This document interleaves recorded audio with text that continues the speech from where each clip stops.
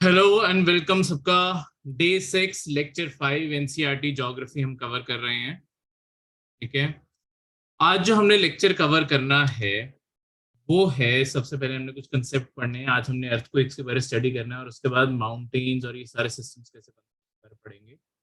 तो अर्थक्वेक पढ़ने से पहले कुछ वेव्स और वैसी चीजें हम समझते हैं। देखो, लास्ट लेक्चर में हमने अर्थ का पूरा इंटीरियर पढ़ा था। एक हमने पूरा डिटेल डायग्राम हमने बनाया था। के अंदर हमने स्टडी किया था कि अर्थ के अंदर कितनी लेयर्स हैं, आपकी इनर कोर, आउटर कोर। फिर हमने मेंटल को भी अलग अलग उसमें बांटा था, inner mantle, intermediate mantle, asthenosphere, upper mantle और फिर आपकी क्रस्ट। हमने ये भी पढ़ा था कि जितने भी कॉन्टिनेंट्स और आपके ओशंस हैं वो एक सिंगल टेक्टोनिक प्लेट के तौर पर फ्लोट कर रहे हैं एस्टिनोस्फीयर के ऊपर।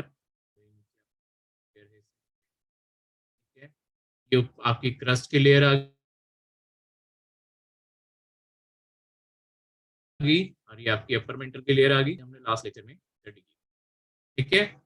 अब ये जो हमने चीजें पढ़ी थी यहाँ पे स्टीनोस्फीयर, ये प्लेट्स आपस में या तो एक दूसरे से दूर मूव करती हैं, उन्हें कहते थे डाइवर्जेंट टेक्टोनिक प्लेट्स। मतलब ये अपने आप में जो एक पूरी होगी इसे हम बोलेंगे प्लेट। या तो प्लेट्स एक दूसरे से दूर मूव करती हैं या एक दूसरे की तरफ मूव करती हैं।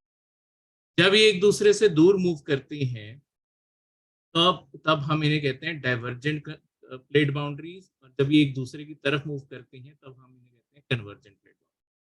और जब भी ये प्लेट्स आपस में मूव करेंगी तो ऊपर की सरफेस हिलेगी, और अगर सरफेस हिलेगी वही अल्टीमेटली आपका अर्थक्वेक को जन्म देती है। उसी तरीके से आपका अर्थक्वेक आता है।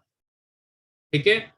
अब ये जो सारी की सारी आपकी अर्थक्वेक है, जब हमने इसे स्टडी करना शुरू किया, हमने मतलब एज अ साइंटिस्ट ने जब इसे स्टडी करना शुरू किया तो उसके अंदर उन्होंने जो फाइंडिंग्स आई वो सबसे पहले ये थी कि कौन सी चीज यहाँ पे आपके किस तरीके से सरफेस के अंदर रोल प्ले करती है। देखो, जब हमने सारी दुनिया हमने किया किया सारी अर्थ के चारों ओर इंस्ट्रूमेंट्स लगा के, ताकि हम अर्थक्वेक्स को मेजर कर सकें। सारी अर्थ, ये 3D डायग्राम के तौर पे इमेजिन कर लो, चारों ओर हमने एक इंस्ट्रूमेंट से हमने सारी अर्थ भर दी। अब जब हमने इंस्ट्रूमेंट से सारी की सारी अर्थ भर दी है तो हर जगह पे रीडिंग्स आनी चाहिए। जैसे मैंने आपको लास्ट लेक्चर में बताया था कि देखो, आज तक हमने अर्थ के अंदर सबसे बड़ा खड्डा जो खोदा है वो सिर्फ 18 किलोमीटर का। सबसे बड़ा खड्डा हमने अर्थ के अंदर नहीं। हमें जितनी भी जानकारी है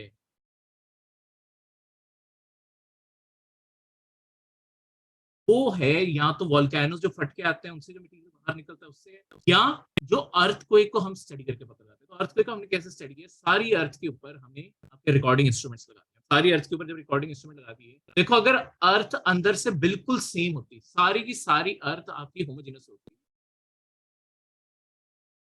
तो इससे होता क्या कि हर जगह रीडिंग जितना दूर बस अर्थक्वेक आया है उतने डिस्टेंस से फर्क पड़ता है। जैसे हम आपने होगा डिस्टेंस, टाइम, ये सारी चीजें इफेक्ट होती हैं।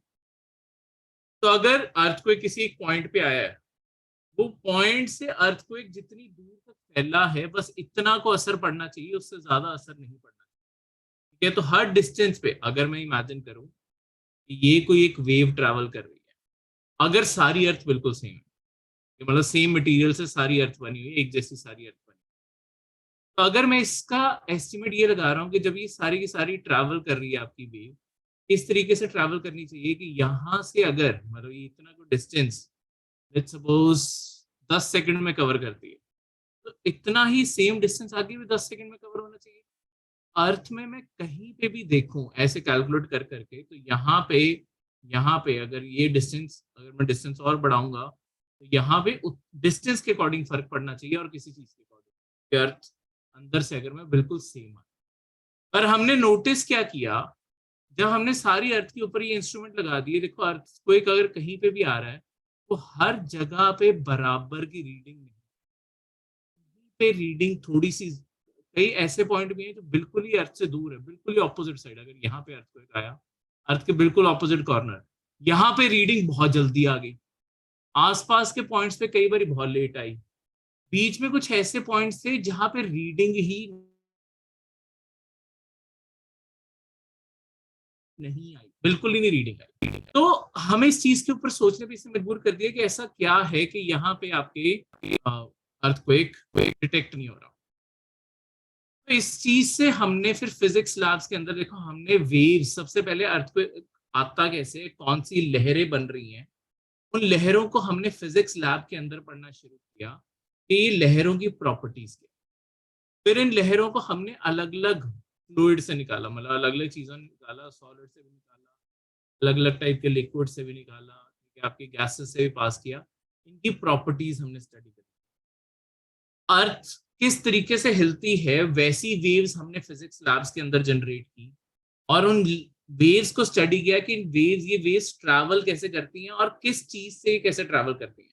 अगर ये किसी सॉलिड चीज से पास करेंगी तब कैसे ट्रैवल करेंगी, लिक्विड से पास करेंगी तब कैसे ट्रैवल करेंगी, गैस से पास करेंगी तब कैसे, ताकि हमें पता लग सके। क्योंकि हमें ये तो अंदाजा लग गया था, एस्टिमेट लग गया था कि अर्थ अंदर से सेम नहीं है, क्योंकि कई जगहों पे रीडिंग आ रही है, कई जगहों पे नहीं आ रही। हाँ, आ रही है वहां पे भी, जिस टाइम से हम एस्टिमेट लगा रहे हैं, अगर सारी अर्थ को बराबर मान के एस्टिमेट्स के कारण नहीं आ रही, कहीं पे ज्यादा जल्दी पहुंच रही है, कहीं पे ज्यादा लेट पहुंच रही है, वैसा क्यों हो रहा है। तो हमने डिनोट करके जो 3 वेव्स हमने ऑलमोस्ट आपकी हमारे, अभी हम एनसीईआरटी लेवल पे 2 पढ़ेंगे, तीसरी और होती है जिन्हें एल वेव्स भी कहते हैं या सरफेस वेव्स भी, एल वेव्स या सरफेस वेव्स। ठीक है, इनके बारे आपको बेसिकली, इनके बारे ये बताता हूँ। ये जो वेव्स हैं ये सिर्फ सरफेस के ऊपर रहते हैं, जो हमें अर्थ को एक्चुअली महसूस होता है ना, जिससे हमारी बिल्डिंग्स गिरती हैं, सड़कें टूटती हैं, वो ये एल वेव्स हैं, या जिन्हें सरफेस वेव्स कहते हैं, एल वेव्स, लव वेव्स या सरफेस वेव्स। ये वेव तबाही नहीं मचती, सिर्फ इस वेव के कारण तबाही मचती। अब ये जो आपकी वेव है, ये, इसकी अपने आप में कोई और खास प्रॉपर्टी नहीं है, और ये कोई बहुत बड़े एरिया में नहीं फैलती। अर्थ के जो चारों ओर फैलती हैं और जो अर्थ के अंदर रहती हैं, वो है आपकी एक, जिन्हें हम पी वेव्स कहते हैं, और एक पी वेव्स का मतलब होता है, एस वेव्स का मतलब होता है वेव्स और एस वेव्स, प्राइमरी वेव्स और सेकेंडरी। अब देखो इन दोनों का मोशन मैंने यहाँ पे आपको एक 3D डायग्राम में, मूविंग डायग्राम के थ्रू दिखाया हुआ है। तो जो पी वेव है, पी वेव एक तरह से एक पार्टिकल दूसरे पार्टिकल को, ये देखो आगे धक्का मारी जा रही है, एक पार्टिकल अगले पार्टिकल को यहाँ पे लगातार धक्का मार। तो साथ में आपको मेरी वीडियो भी दिख रही है, यहाँ पे अगर आप देखेंगे तो एक पार्टिकल है, इसने अगले पार्टिकल को धक्का मारा, उसने अगले पार्टिकल को, तो इस डायरेक्शन में जो आपकी वेव जा रही है ना, बिल्कुल एक दूसरे को सीधी स्ट्राइक कर रही है। इन वेव्स को कहते हैं पी वेव्स। ठीक है, इन वेव्स को कहते हैं पी वेव, बिल्कुल 180 डिग्री पे मूव कर रही है। ठीक है, ये जो डायरेक्शन होती है, ये जो मूव करने की डायरेक्शन होती है, इस डायरेक्शन को आप कंप्रेशनल भी कह सकते हो, सॉरी कंप्रेशनल भी कह सकते हो और लॉन्गिट्यूडनल भी कह सकते हो। ठीक है, ये पेपर में ना आपके डायरेक्टली, जो प्रीलिम्स का पेपर है उसके अंदर डायरेक्टली आपकी स्टेटमेंट्स बन के आती हैं कि जो पी वेव्स है, मतलब स्टेटमेंट बन के आ जाएगी, पी वेव एक कंप्रेशनल वेव है, मतलब आपको बताना है कि which of the following is a true statement, इनमें से उसके अंदर ये डायरेक्टली आ जाता है। दूसरी जो आपकी एस वेव है, देखो पी वेव आपके पार्टिकल्स को ऐसे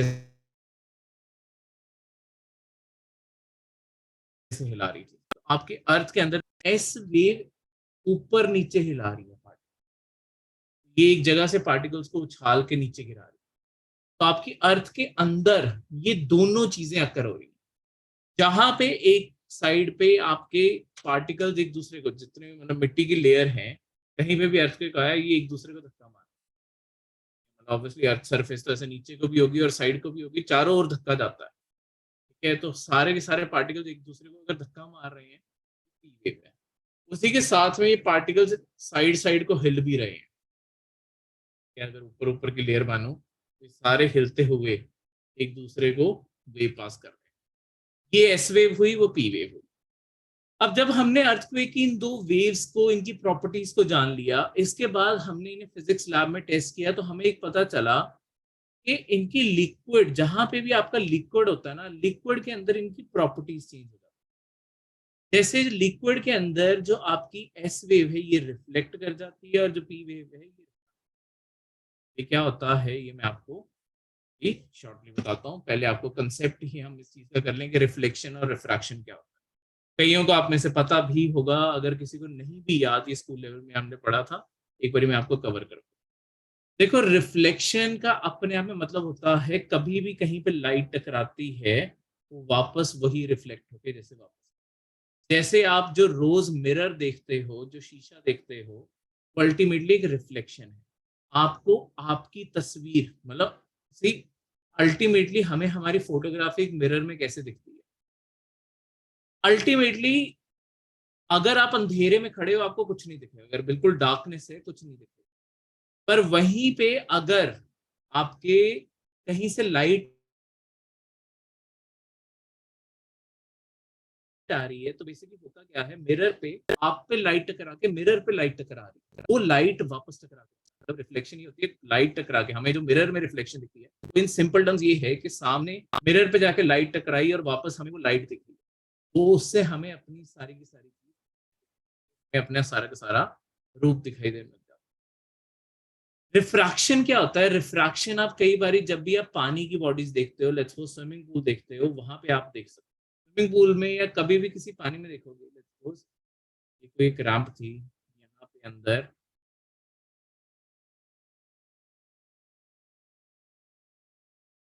ये आपका स्विमिंग पूल है, ठीक है, यहाँ पे लेट्स सपोज ये आप ऊपर खड़े हो, या आप खड़े ऊपर, और यहाँ पे आपका एक फ्रेंड पानी के अंदर है। कई बार ये आप फ्रेंड को देखते हो पानी की, मतलब जो भी पानी के अंदर खड़ा होता है उनकी बॉडी काफी छोटी नजर आ रही है। ऐसा क्यों होता है कि उनकी बॉडी छोटी नजर आ रही है, क्योंकि उनकी बॉडी शायद ऐसी दिख रही है, ठीक है, पर हमें ये हिस्सा नजर आ रहा है। ऐसा क्यों? क्योंकि हमें पानी का जो बॉटम होगा ना, पानी का बॉटम ही यहाँ पे दिख रहा होगा, बल्कि पानी का जो एक्चुअल बॉटम है वो यहाँ, ठीक है। ऐसा क्यों होता है? देखो, ऊपर थी हवा, एयर, ये आपका लिक्विड है, ये है वाटर, दोनों अलग अलग है ना, दोनों के अंदर मॉलिक्यूल्स एटम्स दोनों अलग अलग तरीके से प्लेस्ड है। ये आपका मीडियम, मटेरियल वन लगा लो, मटेरियल टू लगा लो, एयर आपका मटेरियल या मीडियम वन, और आपका वाटर मीडियम टू मान। जब भी आप यहां से देख रहे हो, आप फिर से देखो, एक तरह से लाइट ही देख रहे हो, तो अब यहाँ से लाइट देख रहे हो, लाइट आना चाहिए, अगर ऐसा बॉटल दिखता आपका फ्रेंड भी आपको पूरा दिखता, पर हुआ क्या है, लाइट एक्चुअली ना मुड़ जाती है। जैसे ही लाइट एक मीडियम से दूसरे मीडियम में एंटर करेगी, लाइट या तो अंदर को मुड़ती है, अगर डेंस होता है तो अंदर को मुड़ती है, अगर लाइट होता है तो बाहर को मुड़ती है। ये फिजिक्स का कंसेप्ट है, डिटेल में आपके जब जनरल साइंस के लेक्चर लगेंगे तब, यहाँ पे पर ज्योग्राफी में भी मैंने आपको हमेशा बताया, कंसेप्ट समझ लिया, क्वेश्चन आ गया। तो जब भी आपकी रिफ्रैक्शन होती है, रिफ्रैक्शन में बेसिकली क्या होता है, सीधी लाइट जाते हुए जब भी एक मीडियम से दूसरे मीडियम को क्रॉस करती है, वो मुड़ जाती है किसी और तरफ। तो हमें जो चीज यहाँ दिखनी थी वो हमें एक्चुअली चीज यहीं पे दिखनी थी, इसके कारण हमें ये सरफेस,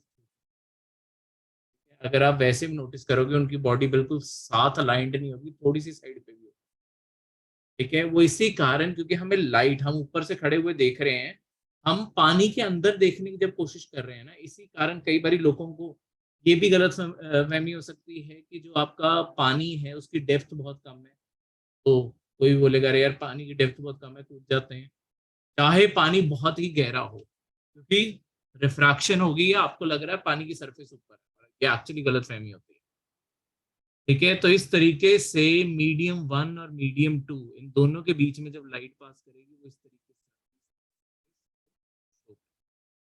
क्लियर है, इस तरीके से आप,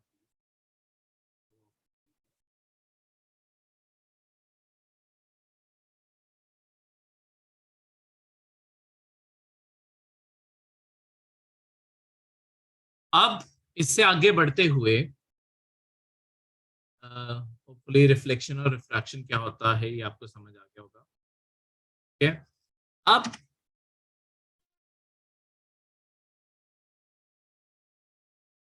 वापस पी और एस वेव्स में चलते हैं। एस वेव्स जो है ये रिफ्लेक्ट होती है, यानी कि कहीं पे भी पानी आएगा, ये वेव्स यहाँ पे जैसे लेट्स सपोज एस वेव जैसा ही फॉर्म बना रहा हूँ, एस वेव यहाँ से जैसे ही पानी से टकराएंगे ना, कोई भी लिक्विड से टकराएंगे, ये वापस मुड़ जाती है, रिफ्लेक्ट हो जाती है, ये इसे पास कर ही नहीं पाती। डू नॉट,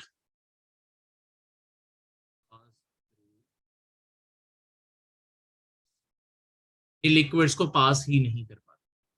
वहीं पे अगर मैं बात करूं आपकी पी वेव्स की, पी वेव्स जब भी कोई लिक्विड आता है, ये पी वेव्स आपकी ये सीधी एक दूसरे को धक्का मारती आ रही हैं, तो ये लिक्विड को पास तो करती हैं, पर इनकी डायरेक्शन चेंज हो जाती है, ये किसी और तरफ चल पड़ती है। जाना था ओरिजिनली इस तरफ, अब इनकी डायरेक्शन होगी ये वाली। ठीक है, रिफ्रैक्शन होता है जब वो दूसरे एक मीडियम से, ये कोई भी एक चीज है, ये लेट्स सपोज सॉलिड लगा लो, जैसे अर्थ के अंदर अब बात करें तो एक साइड सॉलिड है और दूसरी साइड अगर कहीं पे भी अर्थ के अंदर कोई भी लिक्विड आ रहा है, ठीक है, यहाँ पे भी अगर ये सॉलिड था, सॉलिड के अंदर एस वेव्स आती जा रही है, पर जैसे ही लिक्विड आया साथ के साथ ही वापस रिफ्लेक्ट, यहाँ पे ये एंटर तो करेगी, ये टू पास टू लिक्विड्स है, ठीक है, और ये do not pass through liquid. इस तरीके से आपकी ये दोनों की दोनों रिफ्रैक्शन और रिफ्लेक्शन होती है। ठीक है, तो हमने जब इन वेव्स को देखो, अब स्टार्टिंग से लेक्चर का एक दोबारा से जस्ट दे दूं कि हमने सबसे पहले अर्थक्वेक को स्टडी करने के लिए, अर्थक्वेक की वेव्स को स्टडी करने के लिए हमने अर्थ पे जगह जगह इंस्ट्रूमेंट्स लगाए। कौन से इंस्ट्रूमेंट लगाते हैं वो भी मैं आपको शॉर्टली बताऊंगा। उसके बाद जब उन इन वेव्स को हमने रीड किया, हमने सबसे पहले यही सपोज किया था सारी अर्थ अंदर से बिल्कुल बराबर दिखती है। अब अगर सारी अर्थ अंदर से बिल्कुल बराबर दिखती है, अंदर से रिफ्लेक्शन, मतलब अंदर से रिफ्लेक्शन और रिफ्रैक्शन की प्रॉब्लम ही नहीं आनी चाहिए। जितनी दूर डिस्टेंस है उससे आप कैलकुलेट करोगे स्पीड, डिस्टेंस, टाइम, इन तीनों के रिलेशन। ठीक है, कोई भी आपके पास दो वैल्यूज हैं, डिस्टेंस भी पता है, ठीक है, आपको अर्थ के अंदर अगर हमने एक जगह से दूसरी जगह ट्रैवल करने के लिए स्पीड कैलकुलेट कर ली है, तो टाइम सारी जगह पता लग जाना चाहिए। तो हमने सपोज यही किया कि सारी अर्थ अगर बराबर है, सारी बिल्कुल होमोजिनस है, बिल्कुल बराबर बनी हुई है, एक जैसी चीज है, तो सारी जगह अर्थ को एक बिल्कुल बराबर। और जब हमने देखा टाइम की बहुत बड़ी बड़ी वेरिएशंस भी आ रही है, जहां पे लेट पहुंचनी चाहिए वहां पे जल्दी पहुंच रही है, जल्दी पहुंचनी चाहिए वहां पे डिले होके आ रही है, कई जगहों पे पहुंच ही नहीं रही है। तो ऐसा हो क्या रहा है कि हर जगह अर्थ की वेव्स नहीं पहुंच रही। तो उन चीजों को हमने कंपाउंड करते हुए पी वेव्स, एस वेव्स, उन्हें फिर हमने जब पढ़ना शुरू किया तो हमें ये दो चीजें पता चली। पहले तो मतलब चलो उनकी प्रॉपर्टी क्या है, उसके बाद कि वो लिक्विड से इंटरेक्ट करके कैसे बिहेव करते हैं। तो हमें कहीं ना कहीं पता चला कि अच्छा, अर्थ के अंदर कोई ऐसी लेयर होनी चाहिए जो पूरी तरीके से लिक्विड है, जिससे आपकी ये सारी वेव्स उसके अंदर नहीं, आपकी पी एस वेव्स इस कारण इस तरीके से दिखाई देती है। एस वेव्स को आपके शेयर या ट्रांसवर्स वेव्स भी कहते हैं, जैसे मैंने और शेयर और ट्रांसवर्स, इस कारण इन चीजों को। अब अर्थ को एक इन जनरल स्टडी करें। देखो, अर्थ को एक हमेशा सरफेस के अंदर अकर होता है। ये पॉइंट पे अगर आपके अक्कर हो रहा है, कह सकते हैं एक और नाम से वो है हाइपोसेंटर। ठीक है, अब इस पॉइंट के ये अर्थ के अंदर अक्कर हो रहा है, अब यहां से आपकी ये सारी वेव्स फैलना शुरू होंगी, पी और एस वेव्स चारों ओर अर्थ के। 3D डायग्राम इमेजिन करो, ये हर जगह, बैक साइड तो यही बनेगी, हर तरफ जा रही है। ठीक है, अब ये पॉइंट के बिल्कुल टॉप पे जो सरफेस, ये अर्थ की सरफेस है जहां पे हम रहते हैं, हमारे यहाँ पे घर बने हुए, बिल्डिंग्स बने हुए, इसके जो बिल्कुल ऊपर अर्थ के पॉइंट होता है ना, उस पॉइंट को फोकस अर्थ के अंदर होता है, फोकस को हाइपोसेंटर, दूसरी साइड पे जो सरफेस के ऊपर पॉइंट होता है उसे एपिसेंटर। ठीक है, ये फॉल्ट स्क्रैप, ये जो चीजें हैं ये हम क्या कहते हैं आपकी मेन ज्योग्राफी में पढ़ेंगे। देखो आप जब एनसीईआरटी ज्योग्राफी पढ़ रहे होगे आपको कई बार ये छोटी छोटी डिटेल उसके बीच में भी आ सकती हैं, पर वो डिटेल्स आप वहां से रीड जरूर कर लेना। जैसे मैंने आपको बताया कि हमारा केपीएस का जो पूरा मॉड्यूल डिजाइन किया हुआ है वो इस तरीके से डिजाइन किया हुआ है कि हमने जहां पे जो चीज पढ़ानी है हम उस तरीके से कवर करेंगे, तो हम ये सारी चीजें मेन ज्योग्राफी में और ज्यादा डिटेल में कवर करेंगे। यहाँ पे हमारा मेन फोकस है आपका बेस क्रिएट करने का, ताकि आपको ये सारी ज्योग्राफी समझ आ जाए। मतलब हम वहां पे फिर इन चीजों के ऊपर ज्यादा टाइम नहीं लगाएंगे कि पी वेव्स क्या होती हैं, एस वेव्स क्या होती हैं, ये हम बस ऑब्वियसली रिवीजन की जरूरत होगी, इसे रिवीजन कंसेप्ट के तौर पे एक बार में करेंगे, बस उसके बाद हम उसी चीज पे मूव करेंगे जो आगे चीजें पढ़ेंगे। कैसे आपका फोकस आया, टिल्ट आया, टिल्ट के कारण कैसे सरफेस ऊपर गई, उन चीजों के ऊपर, एंगल्स के ऊपर, वो सारी चीजें। ठीक है, जैसे अभी हम प्लेट बाउंड्रीज भी दो पढ़ रहे हैं, कन्वर्जेंट और डाइवर्जेंट। आगे जब मेन ज्योग्राफी करेंगे वहां जाके हम आपकी जिसे कहते हैं ट्रांसफॉर्मेशनल प्लेट बाउंड्रीज भी करेंगे, जो ज्यादातर वैसी सी दिखती है। नेक्स्ट, अब अर्थ के अंदर ये वेव्स ट्रैवल कैसे करती हैं। देखो ये मानो आपका एपिसेंटर जहां से आपका अर्थक्वेक शुरू,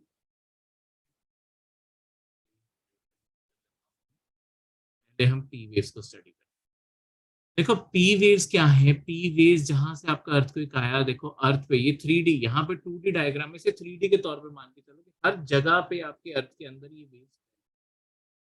अब जब ये सारी अर्थ के अंदर ये वेव्स फैलनी शुरू होंगी तो हर जगह आपकी रीडिंग आनी शुरू कर देनी चाहिए, कि हर जगह आपकी अर्थ के ऊपर रीडिंग आने लगी जहां जहां पे भी आपने इंस्ट्रूमेंट लगाया। प्रॉब्लम कहाँ आती है, प्रॉब्लम यहाँ पे आती है कि जब आपकी अर्थ के अंदर वेव्स, ये जो है आपका कोर का एरिया है, पर ये आउटर कोर है। आउटर कोर हमने पहले पढ़ा है आपके लिक्विड। ठीक है, तो जैसे ही पी वेव्स के बारे में हमने भी पढ़ा था, ये रिफ्रैक्ट करती है, रिफ्रैक्शन की इनकी प्रॉपर्टी, रिफ्रैक्ट करती है। तो जैसे ही ये पी वेव्स आपकी आउटर कोर के साथ आके टकराती है, आउटर कोर लिक्विड है, वो अपने ओरिजिनल पाथ पे जाने की जगह इस साइड को जा रही थी ये वेव, ये मुड़ गई, यहाँ पे एग्जिट करते टाइम अब भी यहाँ को जाना था, और अब फिर से सॉलिड में पास कर रही है, फिर से डायरेक्शन। यहाँ पे दो बारी डायरेक्शन, एक बार एंटर करते टाइम, एक टाइम एग्जिट करते, दो बारी डायरेक्शन चेंज हो। इसके कारण क्या हो रहा है कि देखो आपका जो, जहां पे भी आपका अर्थक्वेक आया है, अगर मैं यहाँ से एंगल्स बनाने शुरू करूँ, यहाँ पे एंगल बनाता है, ये आपका 90 डिग्री का एंगल होता है, 90 डिग्री, और अर्थ को गोल इमेजिन करो, चारों ओर एक ऐसे राउंड सर्कल बन जाता, चारों ओर ऐसे एक साइकिल बन जाता। अर्थ को अगर बिल्कुल सेंटर से काट देता हूँ, यहाँ ऊपर से मैं एंगल बनाता हूँ, ये अर्थ गोल है तो ये गोल गोले के चारों ओर एक 90 डिग्री का एंगल बन जाता। इससे बियॉन्ड हुआ कि हमने जो ऑब्जर्व किया, यहाँ से ये जो वेव्स जा रही थी, ये देखो जब 103 डिग्री के एंगल पे पहुंचती है ना दोनों साइड पे, के बाद से जितनी वेव्स इसके नीचे जो वेव्स आनी थी ना, ये वेव्स यहाँ आने से पहले ही मुड़ गई, और ये 150 डिग्री के पास बाउंस, बीच का एक एरिया बन गया 103 से 150 डिग्री तक, जहां पे कोई भी वेव पहुंची ही नहीं थी, क्योंकि जिन वेव्स ने सीधा आना था, मैं आपको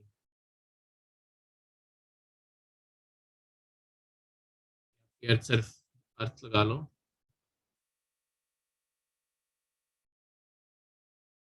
जाना चाहिए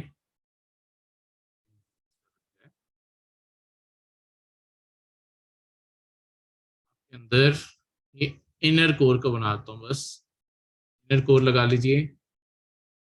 ये आपकी पी वेव है, यहाँ से अगर अर्थ को एक शुरू हुआ, हर साइड से पी वेव फैलती जा रही है, जैसे ही पी वेव इसके थ्रू पास करनी थी, ठीक है, साथ के साथ पी वेव को ओरिजिनली मतलब यहाँ से पास करते हुए ये रास्ते जाना चाहिए था, यहाँ पहुंचना।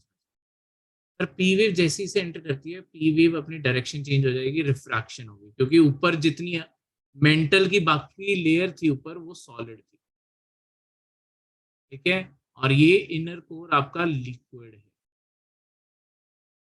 और ये आउटर कोर आपका लिक्विड है। जो बिल्कुल आपका इनर कोर है वो तो फिर से सॉलिड ही है,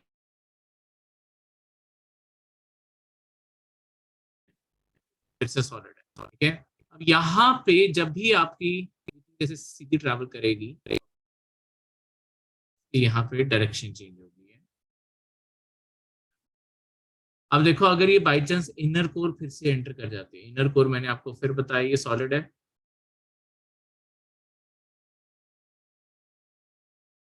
अगर ये आपका सॉलिड फिर से इसके अंदर आती है, फिर से अपनी डायरेक्शन चेंज कर सकती है, कर जाएगी। तो ये करते कराते आपके बीच में ऐसे 2 डिग्री बन जाते हैं, जो यहाँ से एक 103 डिग्री से लेके, और देखो यहाँ पे ना ये पर एंगल्स आपके ना अलग अलग नोट्स में, अलग अलग बुक्स में, अलग अलग चीजों में होंगे, तो ये मत सोचना कई बार यहाँ पे 103 की जगह 104 लिखा होगा, 105, यहाँ पे 143 से लेके 145 और 150 कुछ भी लिखा होगा। अब ऐसा क्यों है कि यहाँ पे डिफरेंसेस हैं, 105, 104, 103? देखो क्योंकि अर्थ आपकी बिल्कुल सीधा साइकिल नहीं है, फिक्स बाउंड्रीज नहीं है, ये लिक्विड लेयर है, कहीं कभी लिक्विड लेयर ऊपर हो सकती है, नीचे हो सकती है, तो ये थोड़ी बहुत ही फ्लेक्सिबिलिटी होती है यहाँ। जरूरी नहीं है कि एग्जैक्टली 103 डिग्री पे मुड़ेगी, 104 105 डिग्री पे भी खत्म हो सकती है, पर बीच में एक ऐसा जोन जरूर बनेगा हर टाइम पे जहां पे आपकी पी वेव होगी ही नहीं। पी वेव का शैडो जोन हम उसे कहते हैं।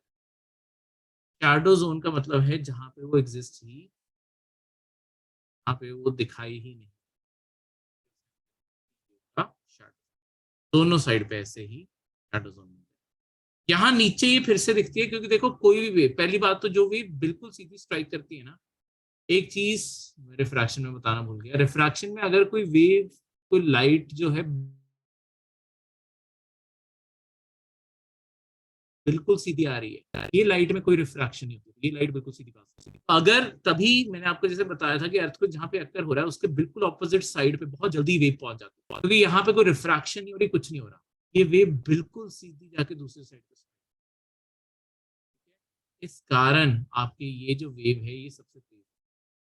बाकी जो लेयर अंदर आके ये सॉलिड में बाकी जगहों पे, जैसे मैंने आपको बताया 2 बारी रिफ्रैक्शन हो रही है, तो वो जगहों को कवर, यहाँ पे ये सारी जगहों पे आपकी वेव्स हैं, इससे ऊपर भी आपकी वेव्स हैं, बस ये बीच वाला एरिया है जहां पे वेव नहीं आती थी,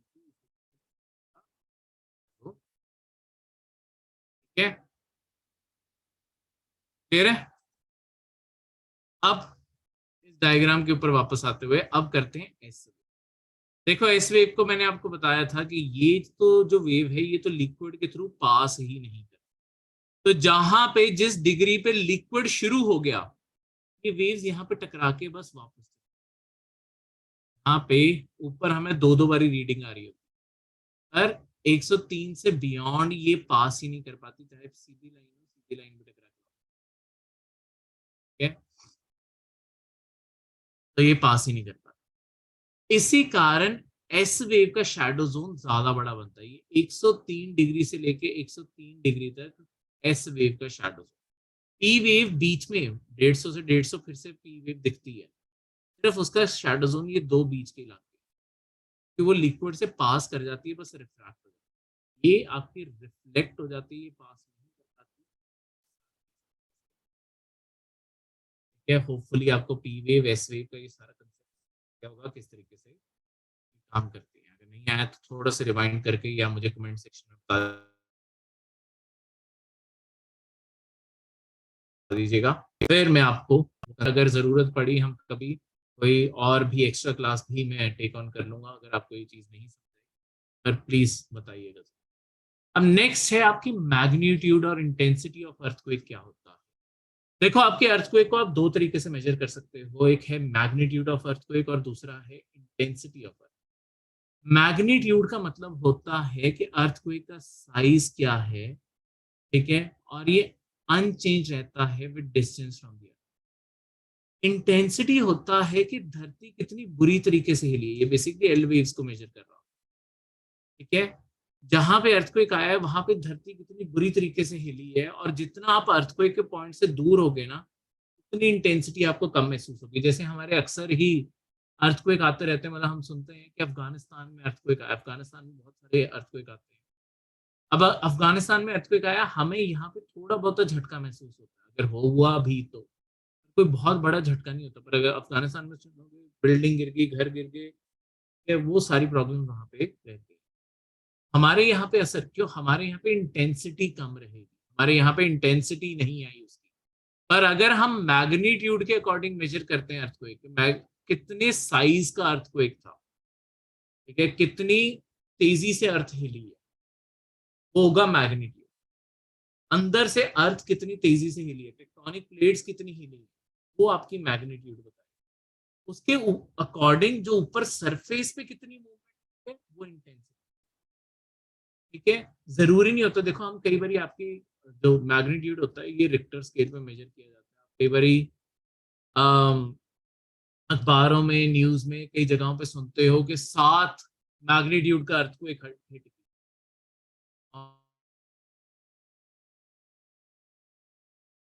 और काफी भयंकर भी हो सकता था, खतरनाक भी हो सकता था। कई बार आप सुनोगे 4 मैग्नीट्यूड का अर्थक्वेक आया और उसने बहुत ज्यादा तबाही की। तो मैग्नीट्यूड एक्चुअली इंश्योर नहीं करता कि तबाही कितनी मचेगी, तबाही इंटेंसिटी से पता चलती है। इंटेंसिटी मेजर होती है मॉडिफाइड मर्केली स्केल से या रॉजी फॉरेल स्केल से, ये 2 स्केल्स यूज होते हैं, ठीक है।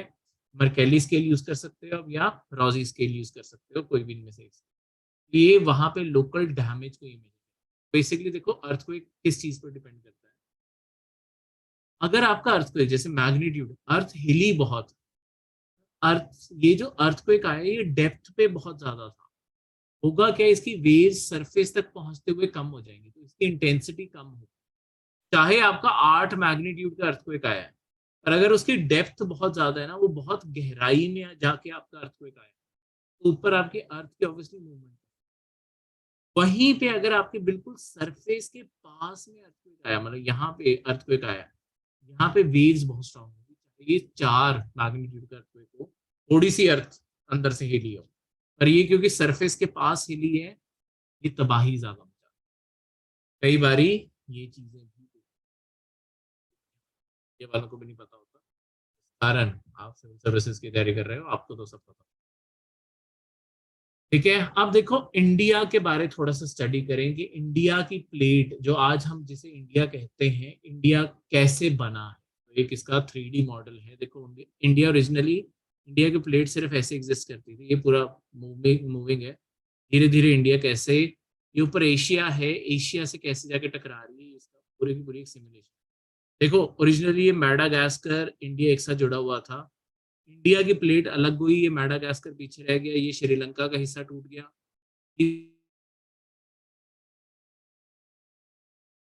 धीरे धीरे आपका इंडिया ऊपर को, टेक्टोनिक प्लेट बहुत डिटेल में ज्योग्राफी में पढ़ेंगे, पर यहाँ पे हमें क्योंकि आगे इंडिया की फॉर्मेशन को स्टडी करना है, हम इसे टेक्टोनिक प्लेट यहीं पे पढ़ेंगे। इंडिया की प्लेट ये धीरे धीरे इस साइड को मूव करते हुए ऊपर यूरेशिया की प्लेट है, यूरोप और एशिया की प्लेट क्योंकि एक साथ जुड़ी हुई है, उसके साथ जाके टकराई है। यहाँ पे जब ये टकराए हैं, जब ये यहाँ पे जाके टकराई है, यहाँ पे ये जो बीच में आपकी दरार बनी, तो ये जाके टकराए आपस में, ये आपस में,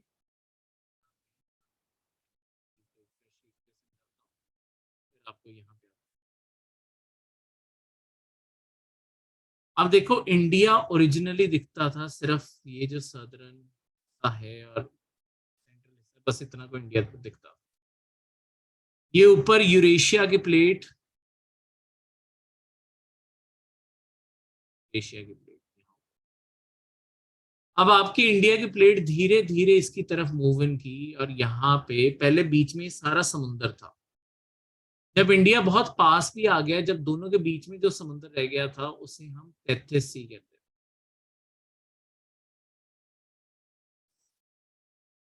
हम नहीं कहते थे तब, इंसान तो एग्जिस्ट करते ही नहीं थे। साइंटिफिकली पता लगाया कि आपकी इस तरीके से प्लेटें मूव करती हुई एक दूसरे की तरफ आई। फिर धीरे धीरे क्या हुआ, ये दोनों एक दूसरे से टकराई हैं, इसके टकराने से ये जो बीच का सारा मतलब आप इंडिया का थोड़ा सा, आपका इंडिया यहाँ जब पहुंच गया, अब यहाँ पे ये नीचे से प्लेट आपकी, क्योंकि देखो अब मैं उस वाइड मूविंग डायग्राम फिर से दिखाऊंगा। प्लेट समुंदर के अंदर भी हो सकती है, जैसे मैंने आपको बताया कॉन्टिनेंट समुंदर के अंदर भी होते हैं।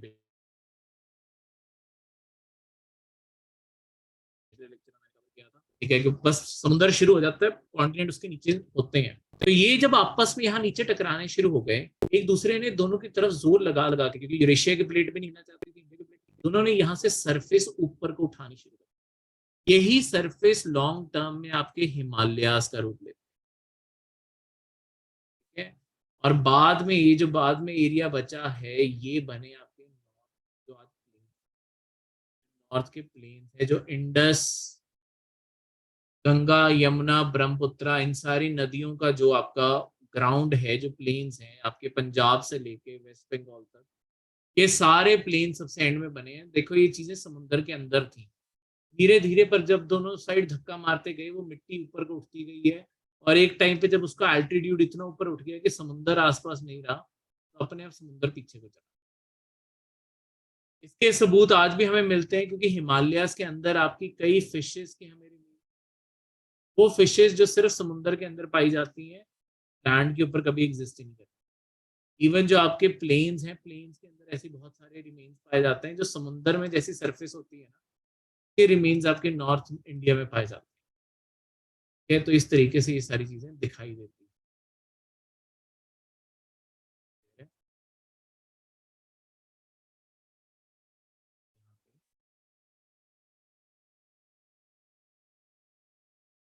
ठीक है, अब इस चीज को यहाँ पे दोबारा से देखो, ये इंडिया की प्लेट देखो, आसपास इसका व्हाइट व्हाइट भी आपको दिखेगा, आप दोबारा से देखना। ठीक है, ये हिस्सा जाके यहाँ ऊपर जाके जब टकराएगा, ये धीरे धीरे मूव कर रहा है, अलग अलग हिस्से यहाँ पे अलग अलग होते जा रहे हैं।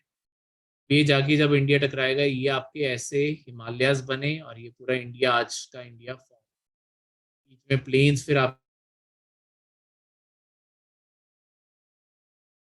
जो व्हाइट एरिया था धीरे धीरे लेफ्ट होके जैसे सारा एरिया। ठीक है, अब यही टकराने को जो दोनों साइड से सरफेसेस आके टकराई है ना, एक साइड से इंडिया की प्लेट आके टकराई है, और एक साइड से आपकी यूरेशिया की प्लेट एग्जिस्ट कर रही थी। जब भी ऐसी सरफेसेस टकराती है ना, हमेशा बीच की ऐसी सरफेस को ऊपर उठाती है। जब भी ये सरफेसेस ऐसे ऊपर उठेंगे, ऐसे पहाड़ जो बीच में पहाड़ बनते हैं, इन्हें फोल्ड माउंटेन्स कहते हैं, जिनका एग्जाम्पल है, देखो एक साइड से इंडिया की प्लेट आई, इस साइड से इंडिया की प्लेट लगाता हूँ, इंडिया की सारी ऐसे सरफेस मुड़ने लगी ऊपर को, और इस साइड से आपकी यूरेशिया की सरफेस मुड़ने लगी ऊपर को। ठीक है, इस तरीके से अब ये जो स्ट्रक्चर बन चुका है यहाँ पे, इन्हें हम हिमालय, फोल्ड माउंटेन्स, इनका नाम ही इस चीज से आया है। जब भी दो साइड्स आपस में आके टकरा के फोल्ड हो जाएंगी, मुड़ जाएंगी, उन पहाड़ों को हम फोल्ड माउंटेन्स कहते हैं। जो पहाड़ आपके वॉल्केनो के कारण बनते हैं, जो वॉल्केनोस फटते रहते हैं, जैसे मैंने आपको बताया था, धीरे धीरे वॉल्केनिक माउंटेन्स आपके तरीके से। हिमालयास हमारा नियरेस्ट एग्जाम्पल, और यंग माउंटेन्स हैं, ये अभी भी बड़े होते जा रहे हैं, अभी भी इंडिया की प्लेट और यूरेशिया की प्लेट अभी भी मूव करती जा रही है, कारण ये अभी भी। ठीक है, फिर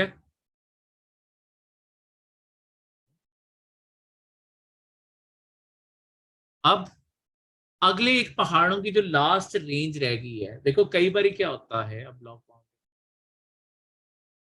कई बार क्या होता है, आपकी कहीं पे ऐसे बिल्कुल सीधी सरफेस एग्जिस्ट करती है, बिल्कुल सीधी। लोगों ने शायद यहाँ पे अपने घर भी डाल रहे हो,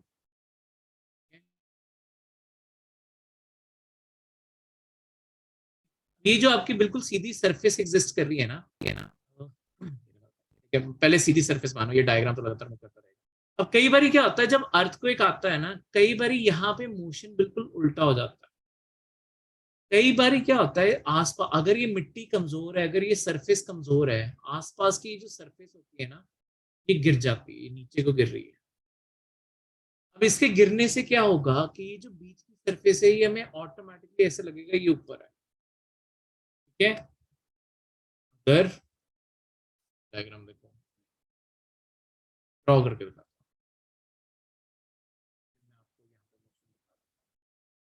देखो ये आप मानिए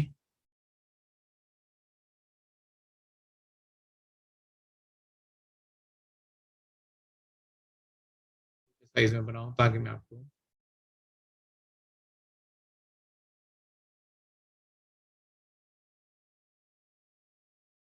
अगर आप ड्रॉ करना चाहें आप भी ड्रॉ करके रख सकते हैं इसे।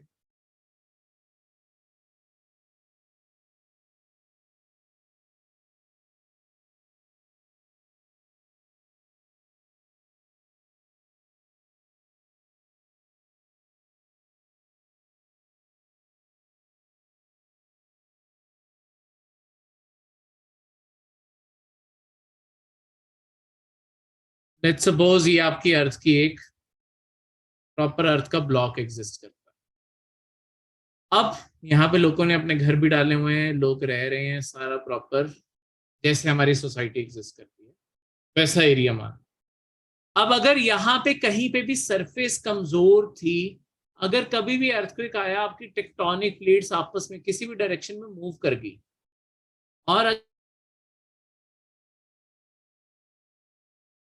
अगर ये मिट्टी यहाँ पे कमजोर थी तो यहाँ पे ना बहुत बड़े बड़े दरार आ सकते हैं। दरारों के कारण क्या होगा कि बीच की कुछ एरिया से आपकी सरफेस गिर सकती है।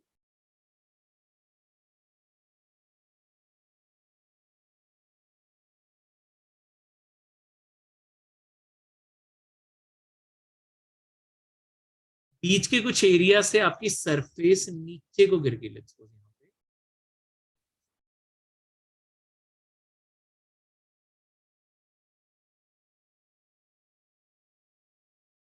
ठीक है। तो यहाँ सरफेस पहले ऊपर ही होती थी, पर ये सरफेस कमजोर थी, इस कारण ये सरफेस नीचे गिर गई।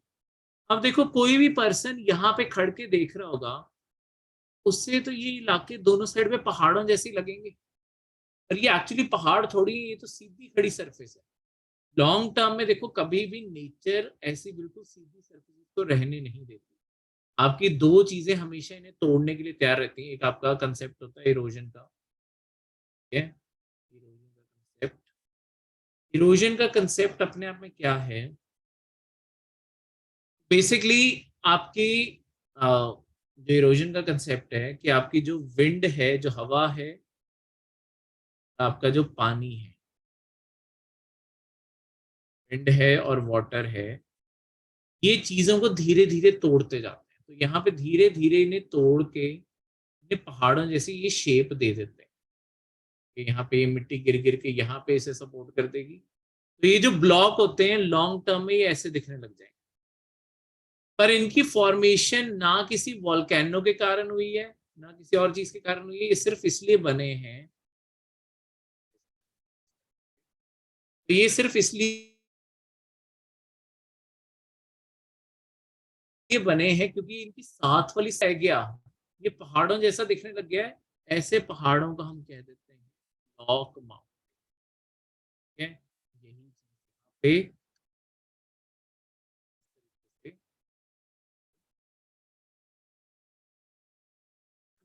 ठीक है। तो ये जो सारी की सारी सरफेस है, जो आपकी सारी की सारी सरफेस है, यहाँ पे ये जो सरफेस कमजोर पड़ी, दोनों साइड पे मूव की, ये साइड वाली सरफेस नीचे को चली गई है, ये सरफेस ऊपर को जाती हुई दिखती है, ठीक है। तो इस कारण ये जो बीच में उठा हुआ ब्लॉक है, इसे हम ब्लॉक माउंटेन के तौर पे, ठीक है। क्लियर है। ये था आपका ये लेक्चर, मिलते हैं आपको अगले लेक्चर में।